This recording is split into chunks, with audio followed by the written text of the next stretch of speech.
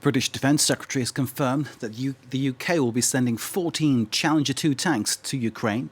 Ben Wallace hailed it as the most significant package of military aid to date to accelerate the Ukrainian success. It includes ammunition, guns, logistical aid to manoeuvre across minefields, as well as a range of tactical missiles. Moscow's reaction? The UK tanks will burn on the battlefield. Well, the UK has urged Germany to allow the supply of its Leopard tanks to Ukraine. Poland wants to send its batch of Leopard tanks, but Berlin has blocked the move so far.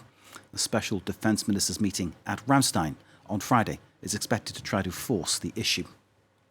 Let's bring in Mariia Zolkina, Head of Regional Security and Conflict Studies at the Ilko Kucheriv Democratic Initiatives Foundation. Mariia is also a fellow at the Department of International Relations at the London School of Economics. Good evening, and thank you very much for being with us. Can we start with the situation in Dnipro, the scale of civilian dead there and injured? Do you think this is likely to change the way the Allies see their next moves in supporting Ukraine? Unfortunately for Ukraine, we get another portion of military or defense support from our Western allies exactly after such tragedies like already happened in many other cities of Ukraine. So here, yes, we expect that it will change a bit the position on tanks, for instance. The position on tanks, clearly the UK has announced 14 Challenger 2 tanks will be on their way to Ukraine. Clearly there will be an aspect about training operatives to use these tanks and how to operate and move within the field, but that's at least the tanks are on their way, I suppose. The main issue really, I think, is about the Leopard tanks and about Germany's situation, Germany's stance. What can you say on that?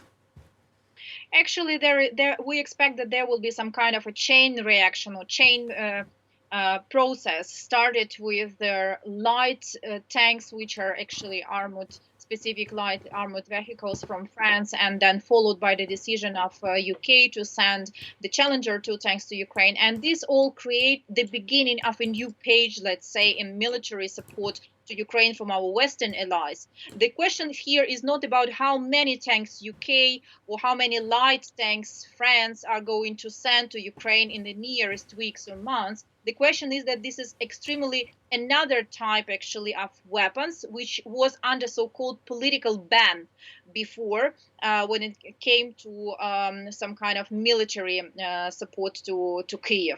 And now this ban, this obstacle is being overcome. Moreover, the pressure on Germany is being made not just by Kyiv itself, but by coalition of NATO member states right now. We know that Finland and Poland are waiting the approval from the Germany, and 3 more countries, according to Ukraine foreign affairs minister, are ready to send their fleet of Leopard 2 tanks to Ukraine as well, but they do not want to be announced right now as Poland or Finland decided to be announced. President Volodymyr Zelensky, Mariia, I'm sure you're aware, says that what's happened in Dnipro shows the need for faster and better coordinated decisions on supplying arms for Ukraine.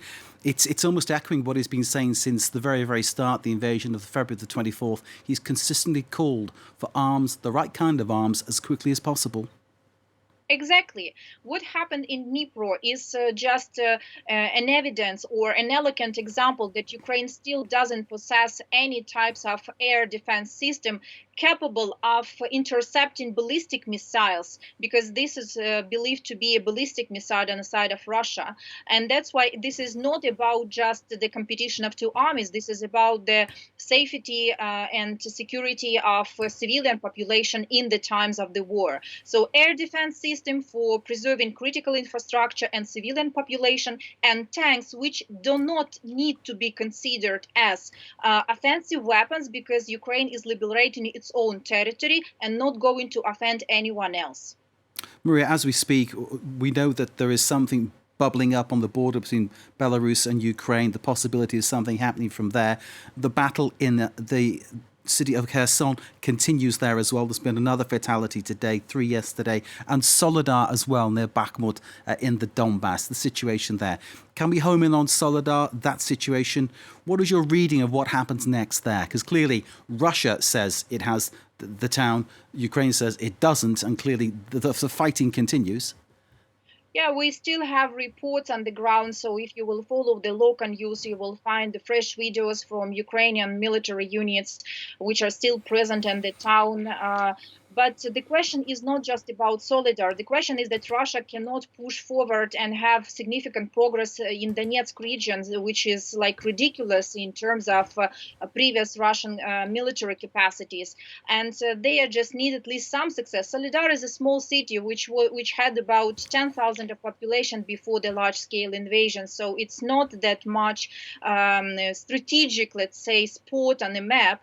But what Russia will going to do next? So they will try to push forward in Donbas, at least in Solidar and Bakhmut.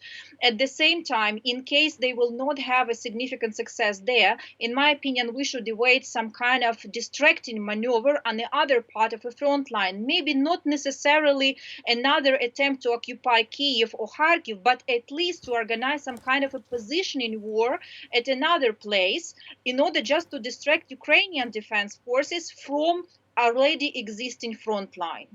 And this, it's worth reminding people, I think, Mariia, that this is happening in the Donbass, in Donetsk, in the oblast there, which Vladimir Putin back in February said was basically his troops are going to liberate it to help the people there who wanted to become Russian. It's a myth which Russia is spreading since 2014. I'm also originally from the Donbas, from Luhansk region, not from Donetsk. And 80% of residents in our two regions considered Ukraine to be their homeland. And regardless of the language actually we spoke, no one expected that kind of liberation, let's say. But the problem is for Russia is that people in recently occupied parts of, for instance, Luhansk region, they're not treating Russia as liberators. So Severodonetsk or Kreminna in Luhansk region, for instance, they have lost about 95% of their pre-war population in the face of probable Russia's occupation. So people left to Ukraine while being afraid of, occupation of the region by Russia. So that is actually the evidence how people were, so to say, awaiting for Russia there. I know your work, Mariia, involves charting what has been happening since 2014 in that area, including the area where you come from in Lugansk. So clearly your statements there are very much based on hard evidence. Mariia Zolkina, thank you so much for joining us, for giving us that assessment of the situation.